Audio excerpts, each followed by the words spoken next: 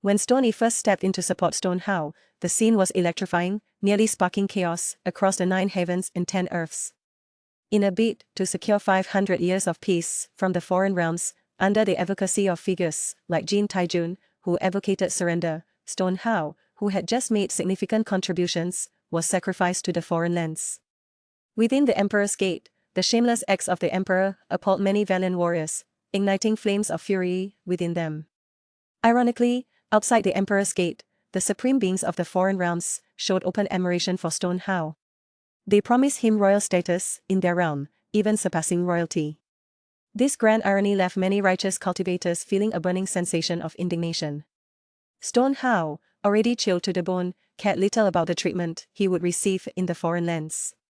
His heart, long frozen, only pondered whether, after 500 years, the borders of Emperor's Gate would welcome reinforcements from the immortal realm. Whether the time he fought for could alter the fate of the 9 heavens and 10 earths remained his sole concern. Upon receiving Jin Taijun's affirmative response, Stone Hao didn't hesitate for a moment. He nodded and said, "Very well." Stone Hao's agreement brought immense joy to the followers of the Jin family. Some praised his righteousness, while others nodded repeatedly in approval of his integrity. Some families even bid him farewell with smiles on their faces. However, beneath those radiant smiles, Stone Hao only saw the word hypocrisy. These insincere smiles made him feel nauseous and uncomfortable from the depths of his being. Facing this shameful display of enthusiasm, Stone Hao stood silently to the side, refusing to partake in the surrender party. The scene before him reminded him of the ancestors of border wilderness 7 kings. Were they also betrayed in such a pitiful manner and then vilified? Pondering this, Stone Hao felt a myriad of emotions swelling within him. With a disappointed expression, he sighed softly. Perhaps, the best outcome upon my return would be to remain in seclusion, protecting those who deserve it. His words were like a depth charge, exploding with thunderous resonance beneath the calm surface. Watching Stone Hao, who had just achieved great success for Emperor's Gate, being pushed to such a plight, some mighty cultivators felt deeply aggrieved. They wanted to step forward and stop everything, but the situation was beyond their control. However, though the speakers were unintentional, the listeners were not. Stone Hao's words made the followers of the Jin family uncomfortable. It was as if Stone Hao represented their coerced exodus from Emperor's Gate. One follower of the Jin family even sternly questioned Stone Hao, "What do you mean by this? Claiming to be secluded, even if you have the ability to return, you won't participate in the future battles, is that it?" As the words fell, another follower of the Jin family chimed in, "Are you holding a grudge? Do you feel wronged and resent Emperor's Gate?" As these people questioned Stone Hao, their expressions turned hostile, as if they were about to attack him at any moment. Their doubts made Stone Hao feel even colder. With a bitter smile on his face, he sorrowfully exclaimed, "If I enter the foreign lands and survive by chance, do you think they will trust me? They will undoubtedly use methods, like blood control, to ensure I cannot intervene in the future." Stone Hao's frank admission left the followers of the Jin family speechless. They didn't know what to say for a moment. Awkwardness was written all over their faces. Their baseless speculations had turned into a scene straight out of "The suspicions of the wicked are always more inclined to be fatal to virtue."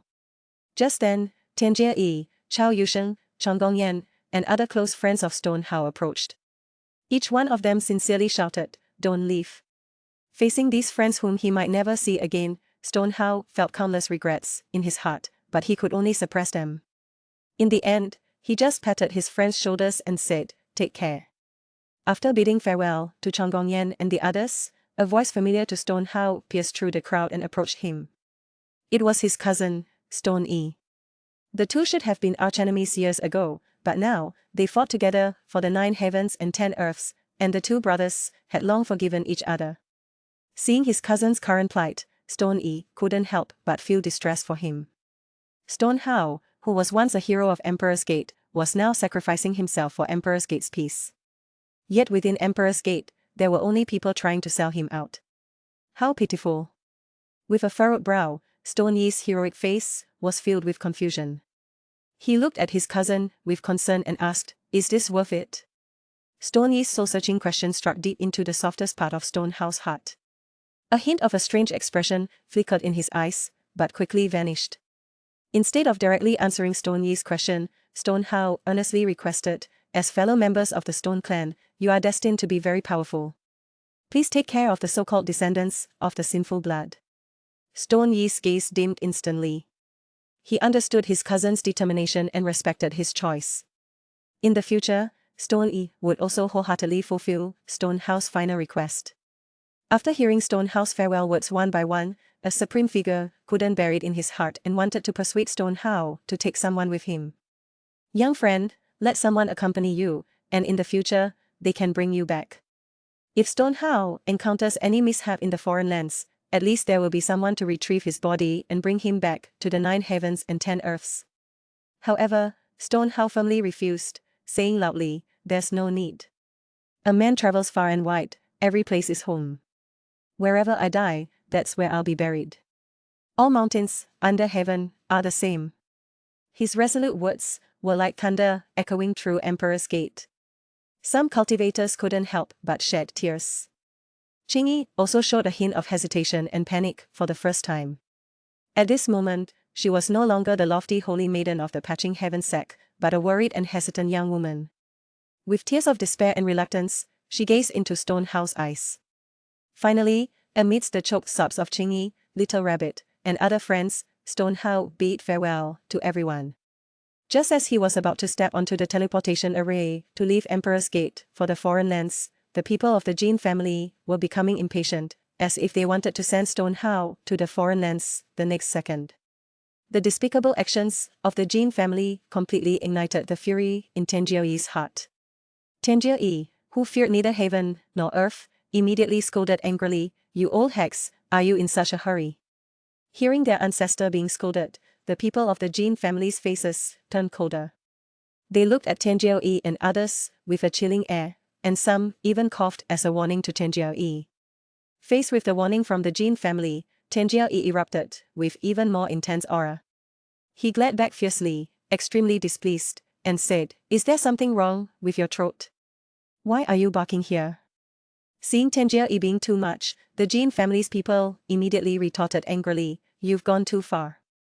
Some even interjected from the side, young man, don't be impetuous. Being too arrogant can lead to problems. This statement completely angered the young cultivators from the 3,000 states, just like Stone Hao. They could no longer tolerate these arrogant people bullying Stone Hao.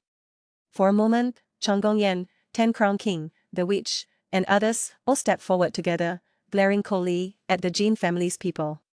Even Qingyi, who usually had a good temper, had an unusual expression of anger on her face. As for Stone Yi, who was ruthless and taciturn, he was already furious. At this moment, how could he allow others to continue to insult his younger brother? The next moment, the heavy pupils in Stone Yi's eyes began to rotate, and chaotic light radiated from his eyes. Threads of chaotic mist lingered around him. Stone Yi stared coldly at the Jin family's people, as if one more word from them would trigger the eruption of his heavy pupil's secret. And once Stone Yi took action, those warriors who were indignant on behalf of Stone Hao would also join the fray. By then, the entire 9 heavens and 10 earths would plunge into chaos.